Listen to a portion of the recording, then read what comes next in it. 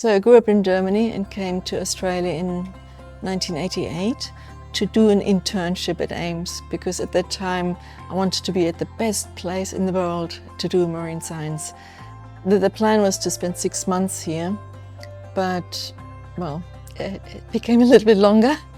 In early days I studied soft corals and sea fans, which are probably the most beautiful components in coral reefs, and I was probably attracted by aesthetics more than anything.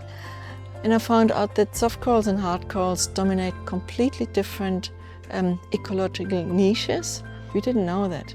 So there's these two really big groups of marine organisms in the water sitting side by side and not competing with each other really. It's a lifelong learning process because coral reefs are so complex, and yeah, to me they never stop fascinating me, and every single dive is still a privilege and a pleasure.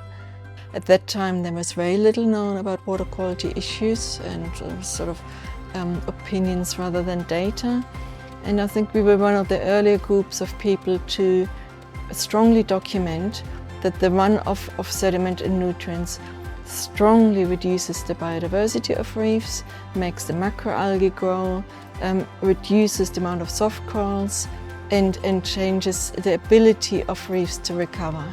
I was able to launch 10 expeditions up to Papua New Guinea, into a very remote part of Papua New Guinea, and we looked at a whole number of different aspects of reef ecology, how they're changing under ocean acidification.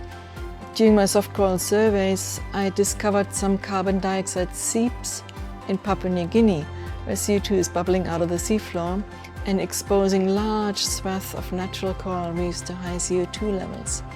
When CO2 enters into the air, it also gets into equilibrium with the seawater and makes the seawater just slightly more acidic.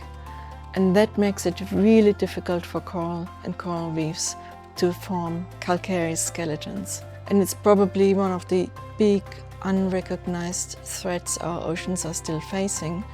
AIMS is an amazing place because we've got so many different disciplines represented in a relatively small organization that really fosters collaborations and interactions and uptake of new ideas throughout the organization. We need to think more globally. We need to learn how to help coral reefs in a very creative way going throughout the next decades if the climate is overshooting and we're getting into really hot waters. So by having the facilities, having the infrastructure, having the technology in-house, and having an amazing group of people working together, that's really allowed me to look at this very broad range of topics that I've been fortunate to cover throughout my scientific career. I think every marine scientist should spend a fair chunk of time in the field to maintain that connection with the ecosystem, because we do need natural history to inform what we're doing. And that's the thing I'm most passionate about. We need to have that in-depth knowledge of the real world and not just the theoretical concept of how a coral reef ecosystem may look in a model or in a piece of paper.